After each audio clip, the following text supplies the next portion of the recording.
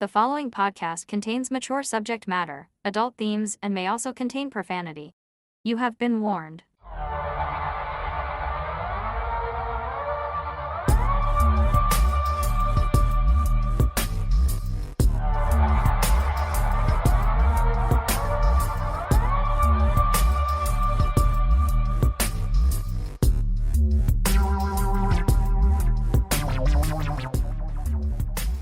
Hello, Absurdians. Welcome back to the show, The Absurd. I'm here with my charming co-host, Mel. Hello, Mel. Hello. How are you? I'm great. How are you? I'm okay. Yeah. It's Monday. It's Monday. It was a decent enough fall day. Sorry, autumn day. Yeah, it's been very breezy. Yeah. I was going to say brisk I and know you were. You should have gone with that one. Yeah. Brizzy. Brizzy. Brisky. Brisketsy. Ooh, I love brisket. So this is our post-Halloween show. Yes. Last week was our Halloween special. I talked to a few people and heard from a few others. They very much enjoyed the show. Good. My nephew Ryan, who you know, he listens like the day it comes out. Does he? He had actually heard of the Villisca axe murders before. Okay, yeah. Yeah, it was a story you did. Okay. Which is cool. I'd never heard of it before. Mm-hmm. So it's good to know that kind of interest and that sort of knowledge is in the family. Yes. You know, I hope he's not taking inspiration from it, though. Well, hey, you never know. I should phone my brother, see if he even has an axe. I hope not.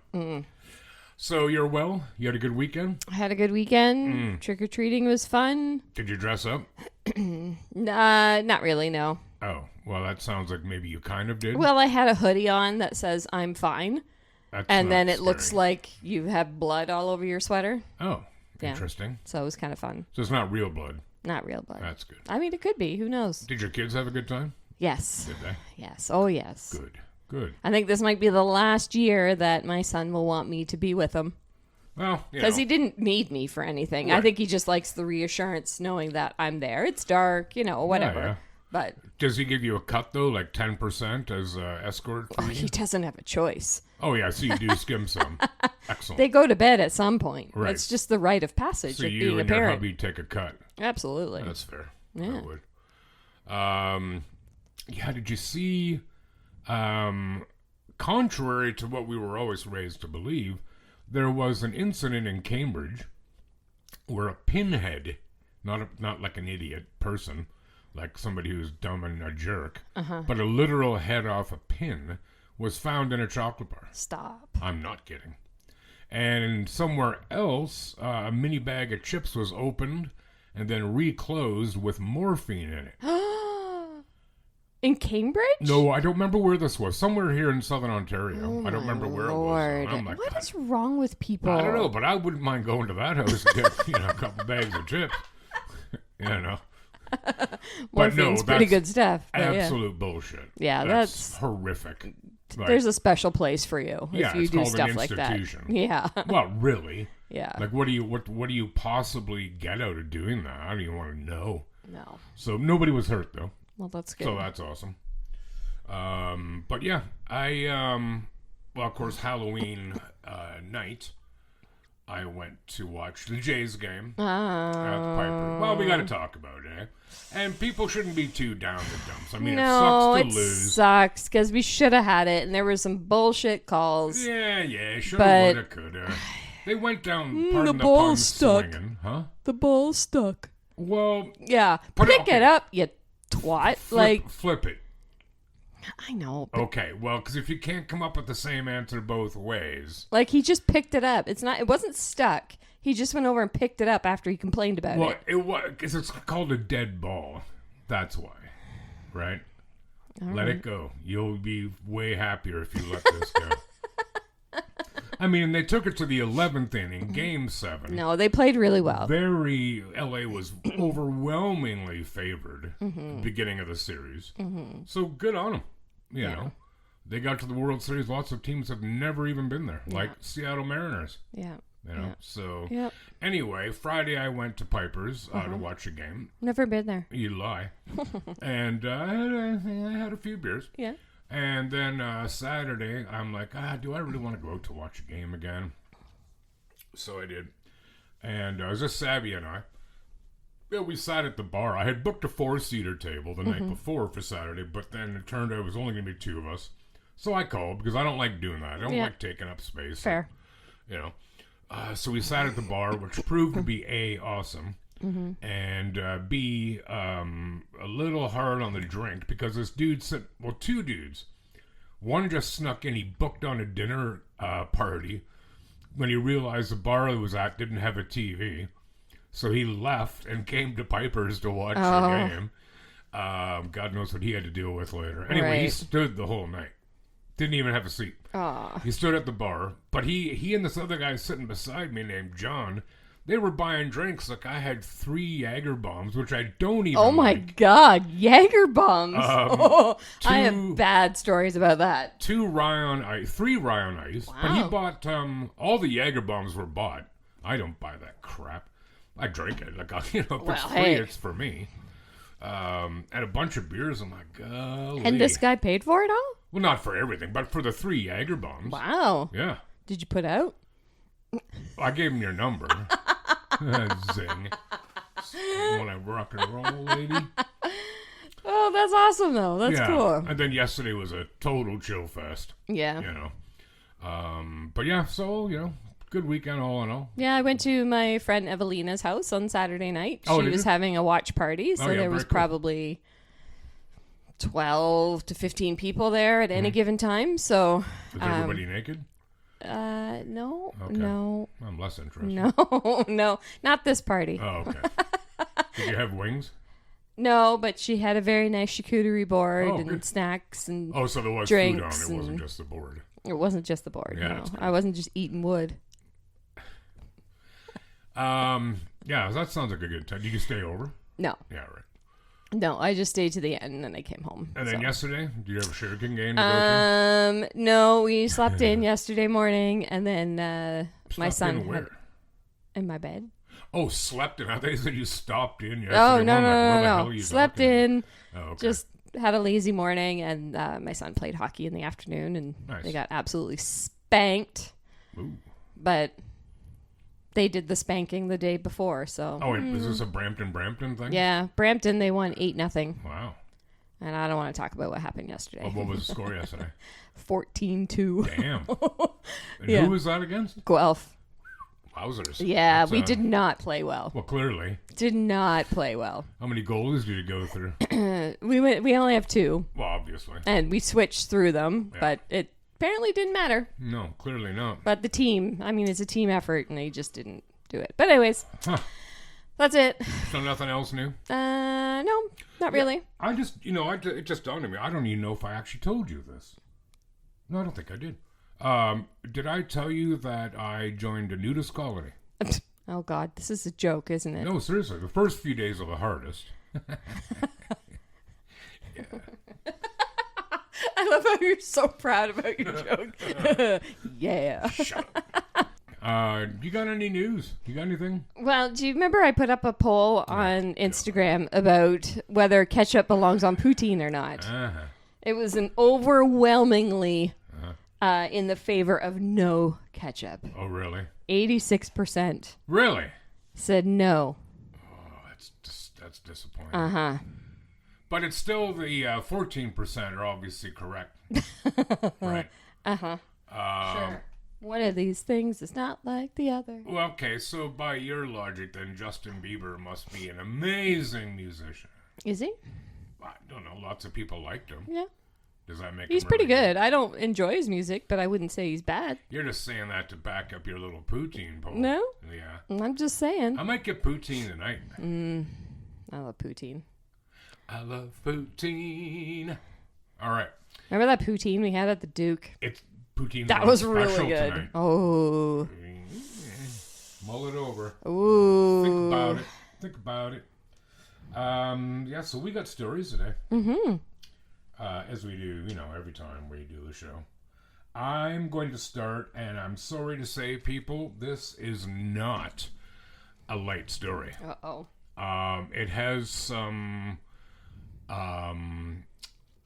rather descriptive and horrible details. Okay. All right, this is a historical event.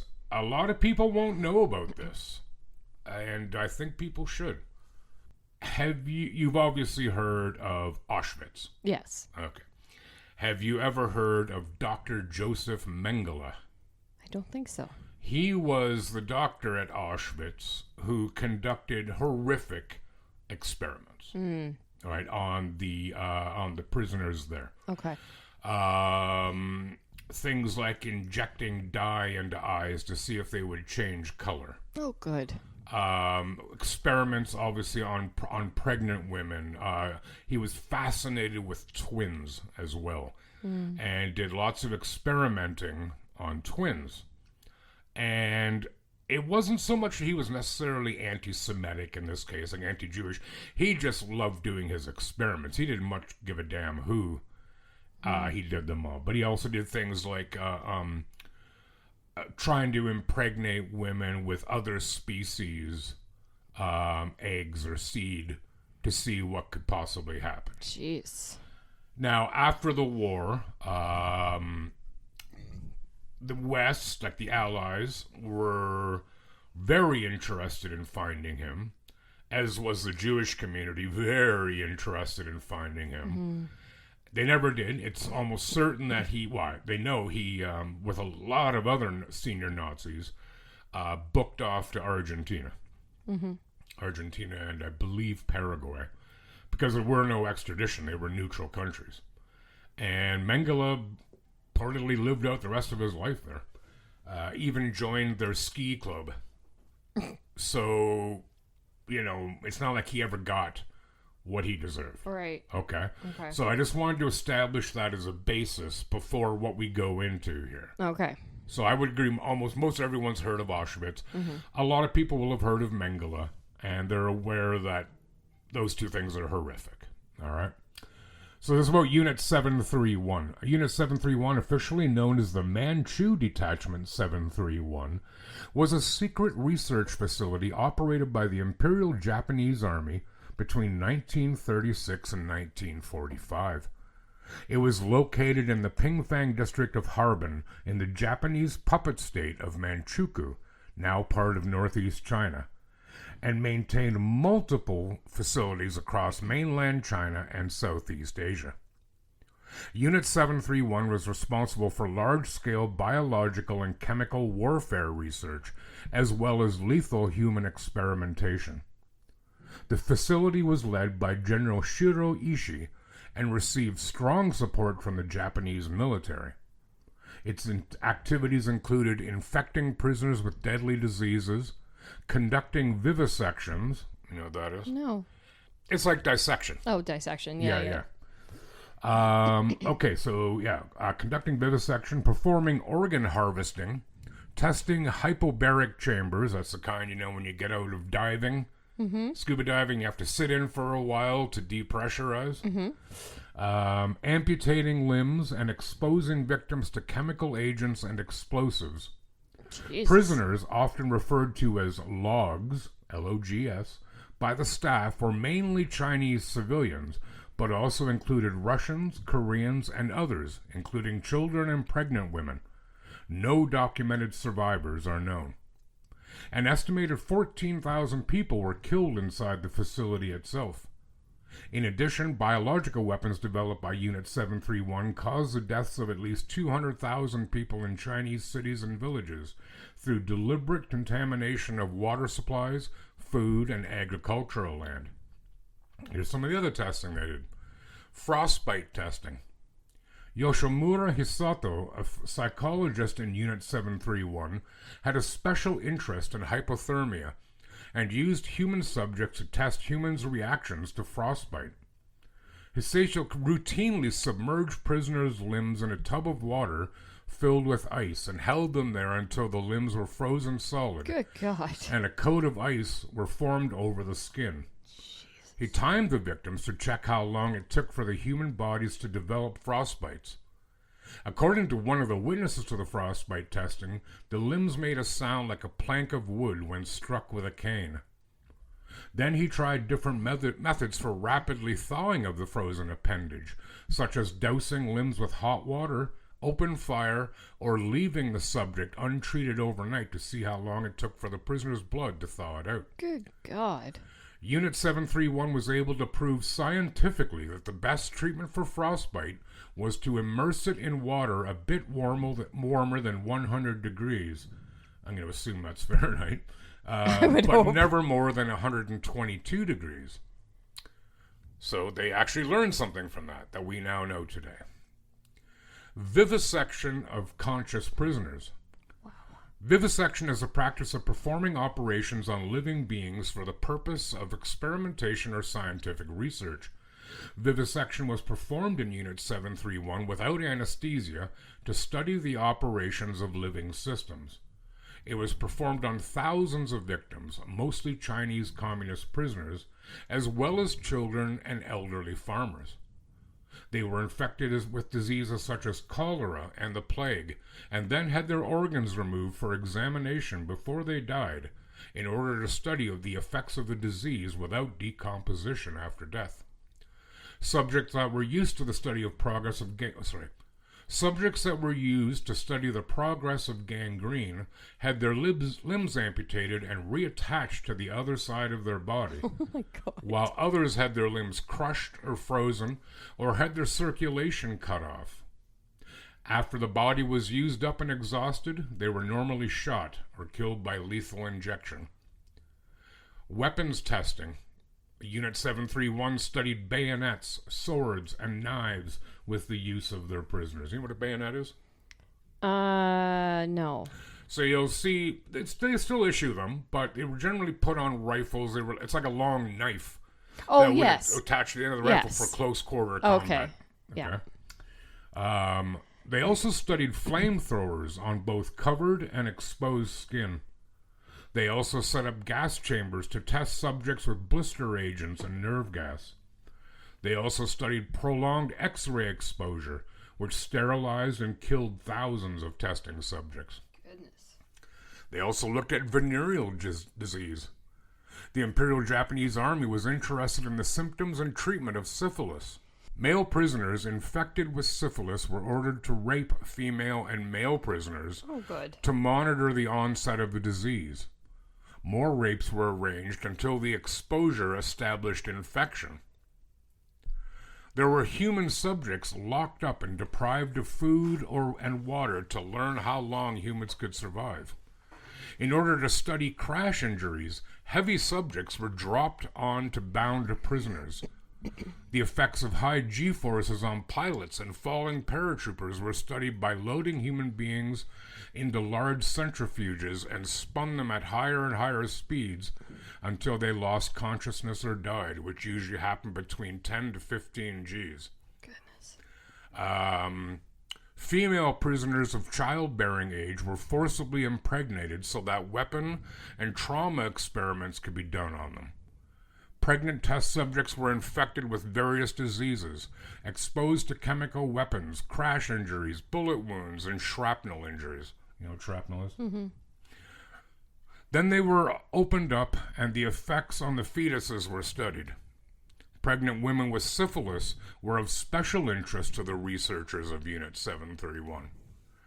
Male prisoners of all ages were castrated and or had their penises non-surgically removed, often by female prisoners forced to do so, in a myriad way to determine how long they would take to perish from their untreated injuries, either by blood loss or more often through infection, shock, or urinary retention. Now, not quite done here, but I will say this is all absurd. Mm-hmm. It's just a little. That doesn't even give a value judgment, which this wholeheartedly deserves. Yeah.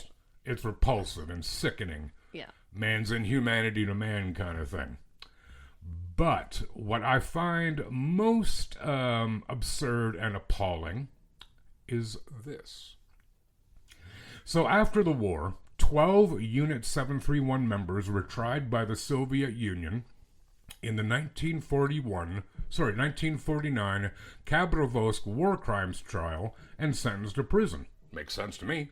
Huh? Mm-hmm. However, many key figures, including Ishii, who's the guy who ran the whole show, were granted immunity by the United States in exchange for their research data. Oh, God. The Harry S. Truman, who was president at the time, administration concealed the unit's crimes and paid stipends to former personnel. So they paid them. On 28th of August 2002, the Tokyo District Court formally acknowledged that Japan had conducted biological warfare in China and held the state responsible for related deaths. There you go. That's a lot to unpack. Well, and I think, most of us, certainly over a certain age, know about, the Nazis' war crimes, and, well, we should. Mm-hmm. But they weren't alone. No.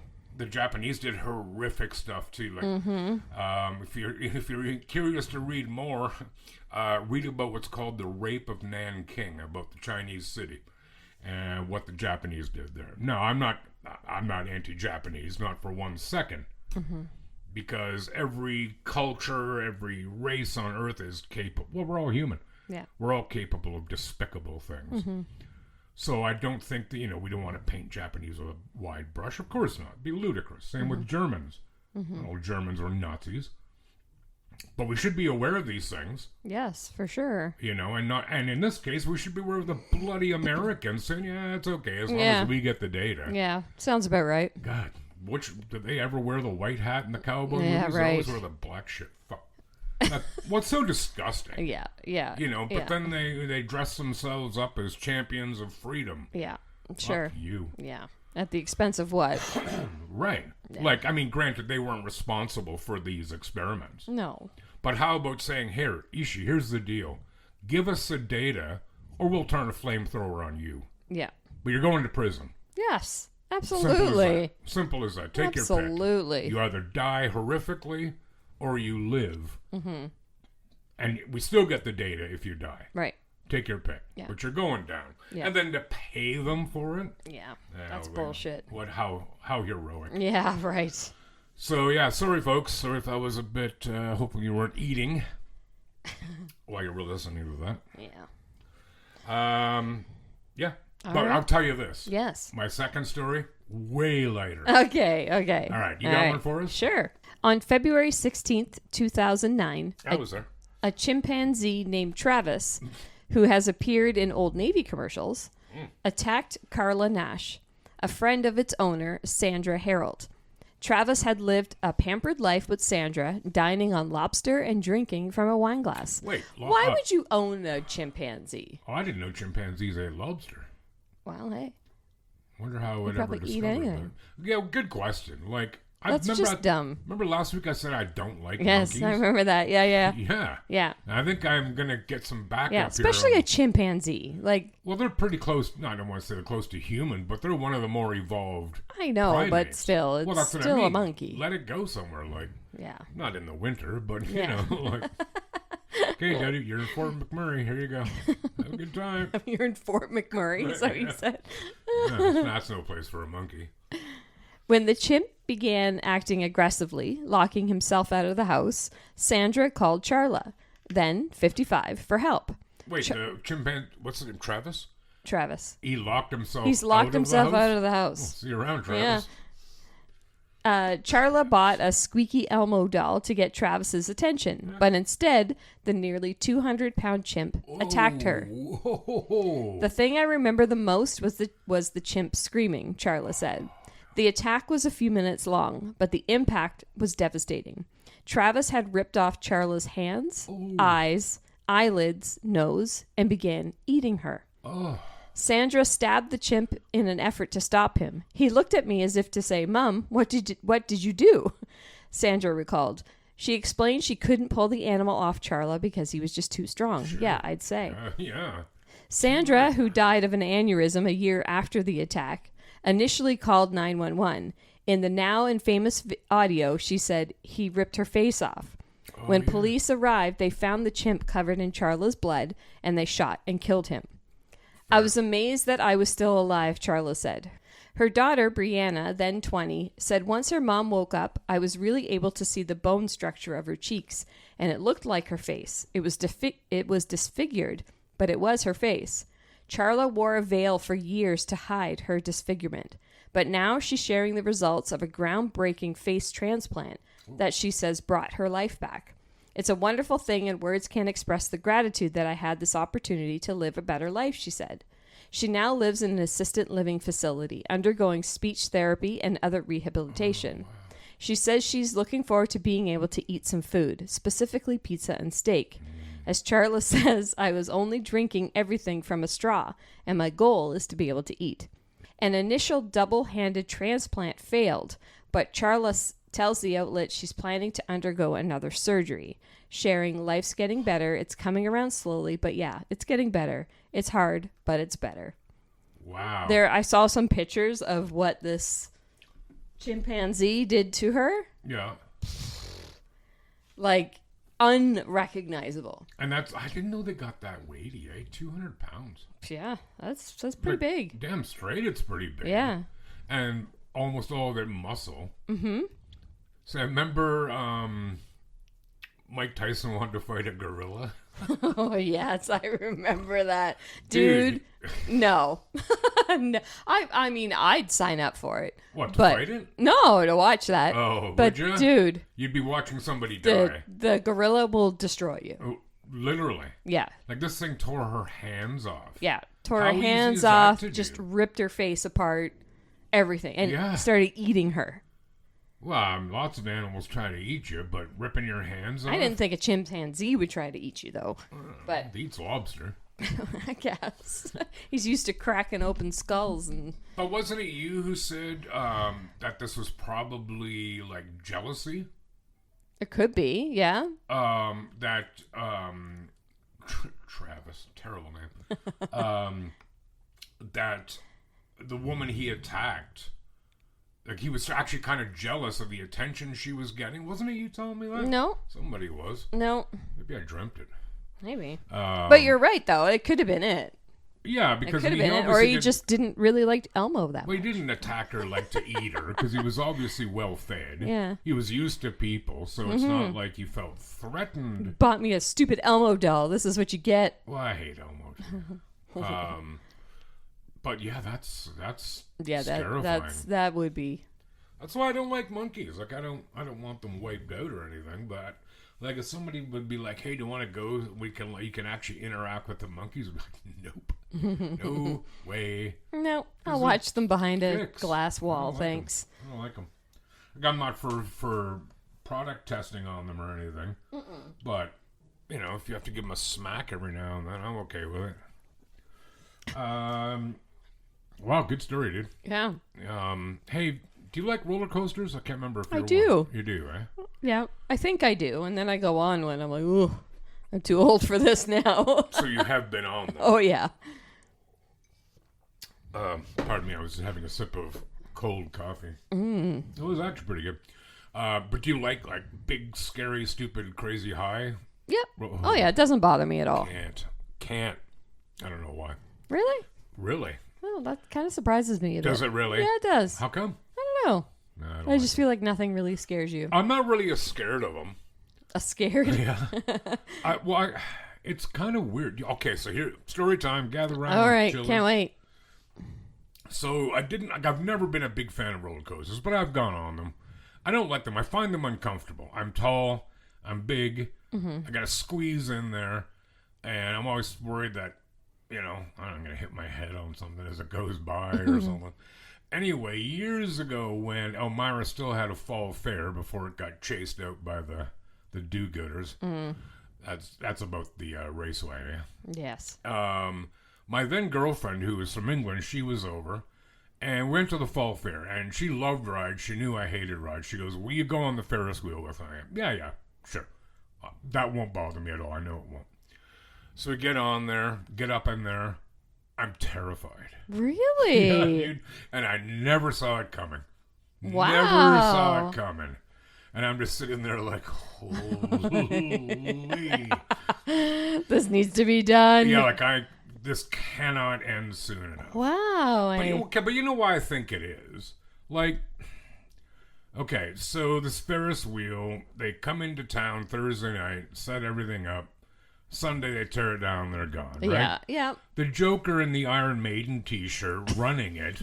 What, is he an engineer? Does he know what, if anything goes wrong, does he know what to do? Fair. Yeah, right? I get that. And then Sarah, that was my ex's name, she's laughing, right? Which I don't really blame her. You know. And she's like, Can I spin the cart we're in? I'm like, if you spin it, not only are we broken up, but I will kill you when we get on the ground. Like, no, and she's just laughing. And we got down. I'm just like, oh, thank God. Like, but the scary part was I didn't even see it coming. Really? Like, I didn't anticipate once you got to the fear top, at all. then you're like, oh my I'm God. like, get me the hell off of here. I don't love Ferris wheels. What's the difference, dude? I don't love them. Right. The one in Niagara, have you been in that one? Not a chance. It's because it's windy up there, and it shakes a little bit, and I'm like, I don't love this at all. But see, when you say that you're surprised that I don't like them, like I've been whitewater rafting. I've been on the jet boats at Niagara. If you ever get a chance to do that, do it. It is beyond awesome. Okay. But it's scary too. Yeah. And I'm not really bothered by heights if I feel that I'm on something stable. Like being up in the CN Tower doesn't bother me at all. Not even the slightest. Can you walk on the glass? Yeah, I have to have a little talk with my brain first. Yeah. But like being up an extension ladder, forget it. Not into it. I mean, nope. But the jet boat rides Niagara. Okay. They are totally fun. Okay. But you know what's really freaky about them? So if you know where the whirlpool is at Niagara, you've been down there. So you skirt it along it. And if you look in the water, the bubbles aren't going up. Oh, really? They're being pulled back down. Ugh. So it wouldn't even matter. Like you wear a life jacket, Yeah, obviously. It wouldn't matter. No. And the people who are running the boat, like the youngins, they're like late teens, early 20s, probably a summer job. They're walking along the gun wall, like along the top of the side of the boat, without being tied off. Like, I'm just like, you are out of your minds. Oh, man. But no, do it, man. But you're going to get pelted. You're going to get crushed by waves. Yeah. It's beauty. Anyway, nice little tangent there. Yeah. Well, it's not really a tangent because my story is... About roller coasters? Yes. Okay. Yes. So this happened this year. A woman is suing SeaWorld Orlando after she allegedly faced a loss of consciousness and personal injury while riding one of the park's main attractions. Oh, I've done that.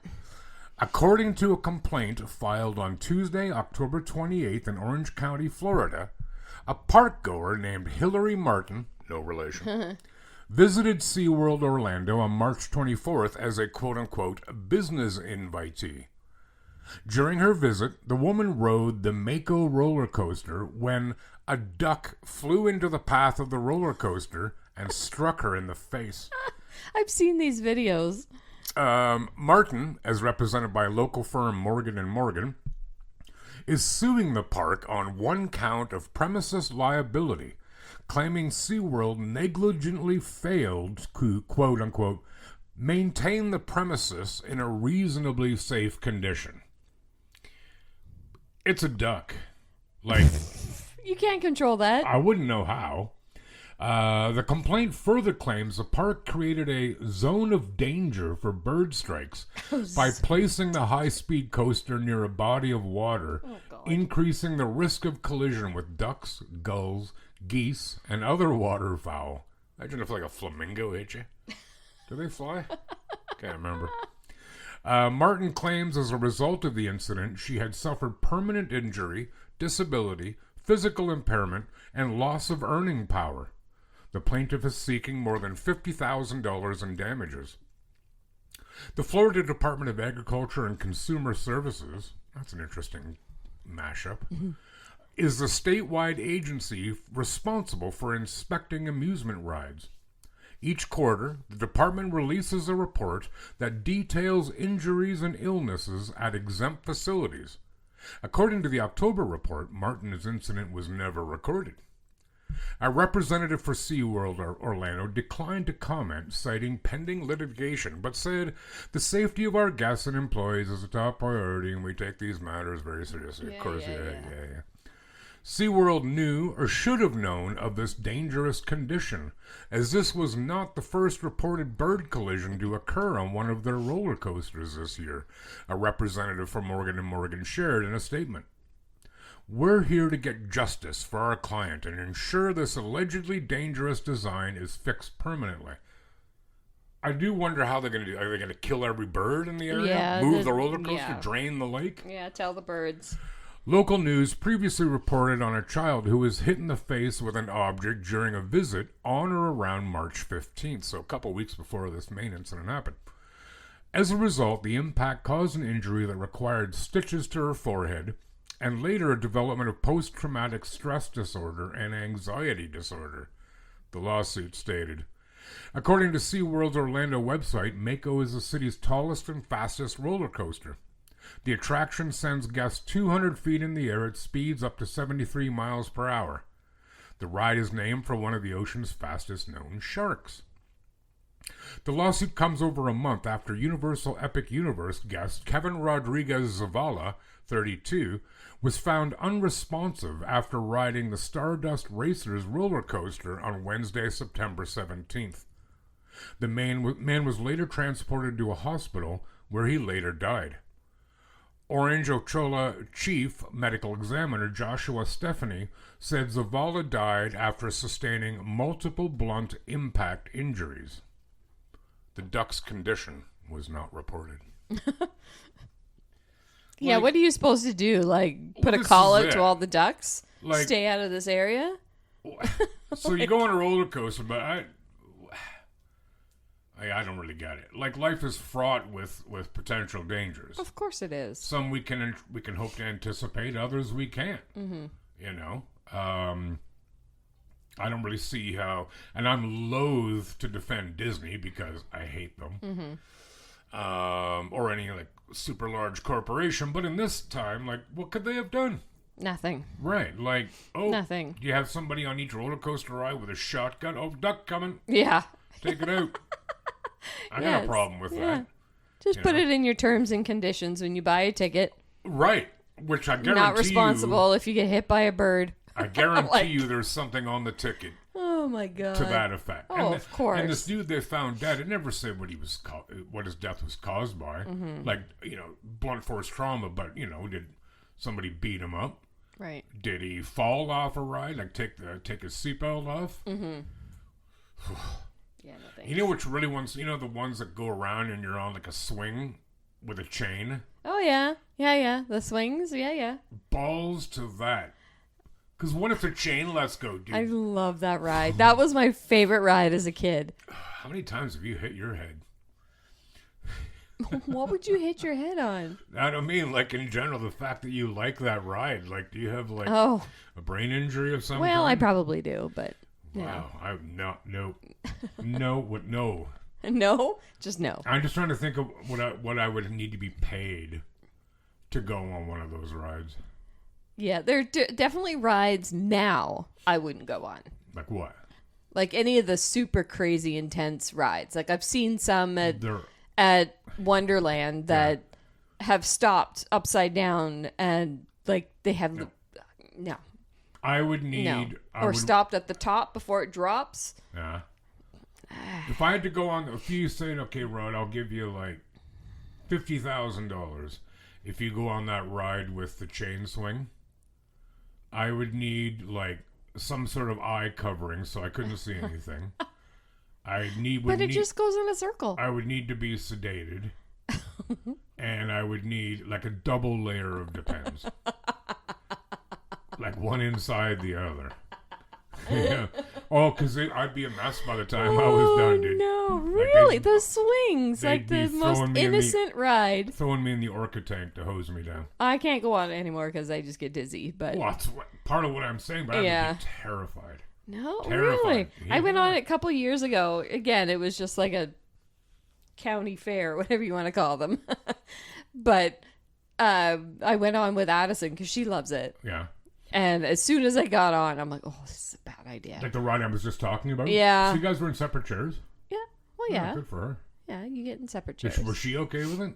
She loves it. She's crazy. She loves rides. She's Like, crazy. no fear in that child. It's crazy. It's crazy. But, anyways.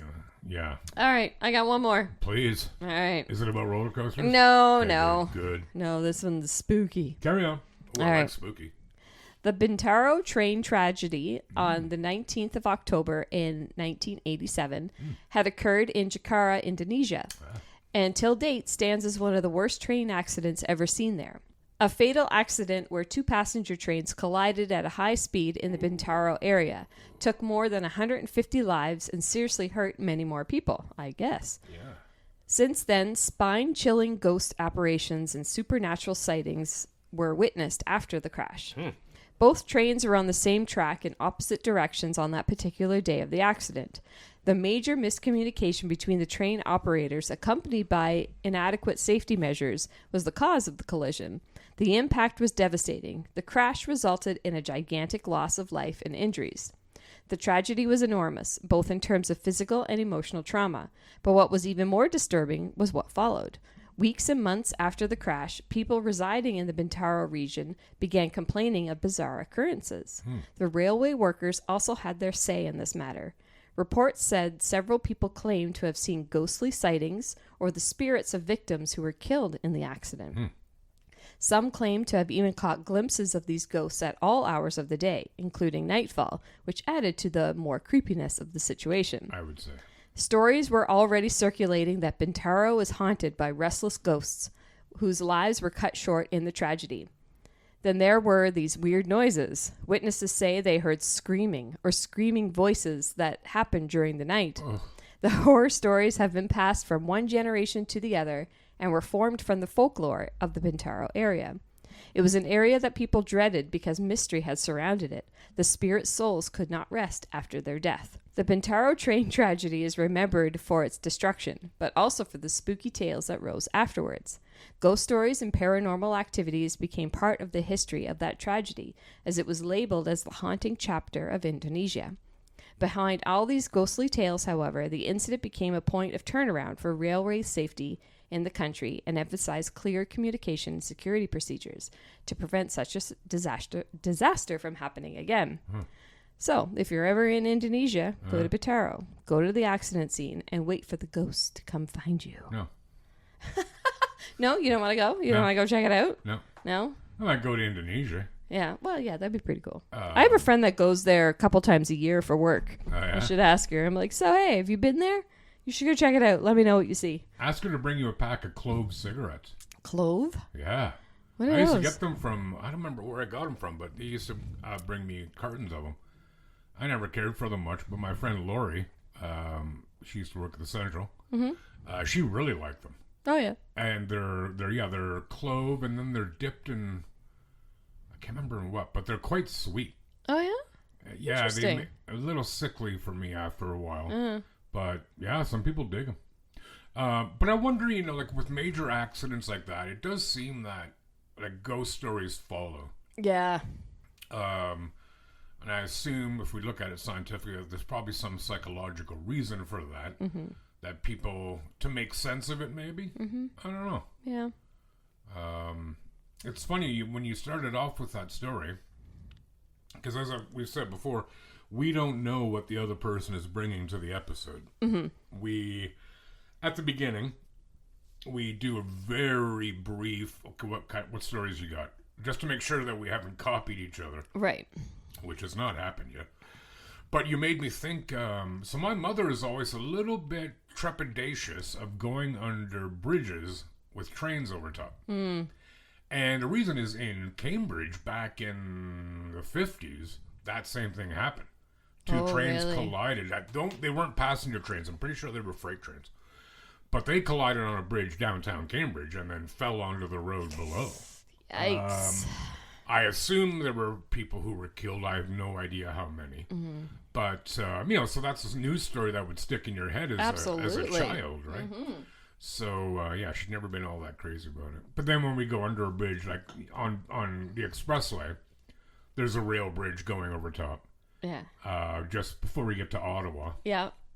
And if we're going to be like, hey, Mom, look, there's a train on the bridge.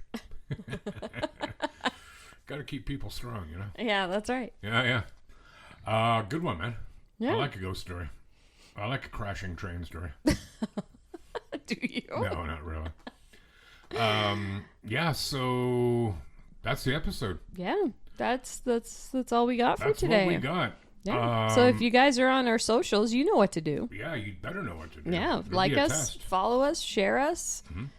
Go on Spotify, give us 5 stars. All that stuff helps us out. And if you have any news stories or things that you see that are absurd and you'd like us to talk about it, Let us know. let us know. Yeah. I've mentioned it before. I'm going to mention him again. Scott Mitchell has sent us several story ideas. And we've got, we're certainly going to do some of them. As I've mentioned before, the Dyatlov Pass incident. Yes. That will be coming pretty soon, too, actually. I'm going to start working on, or not start, we've already started working on it, but do some more work on it. Cool. It's a curious tale, dude. It is. For sure. Now we're going to go get something to eat. Yep. Because are we going to Dollarama? Do you need to go to Dollarama? I don't need Dollarama. I got so much Halloween candy at home right now. Brag much? I think we should probably nip in, though. Well, Crazy we can not nip to. in. But yeah, we're going to get something to eat because we're hungry. So yeah, anyway, thank you everyone for stopping by and listening. And remember, new episodes every Wednesday. And hopefully you'll tune in again. So until then, take care of yourselves and one another, please. Bye. Goodbye to romance. Yeah. That's Aussie.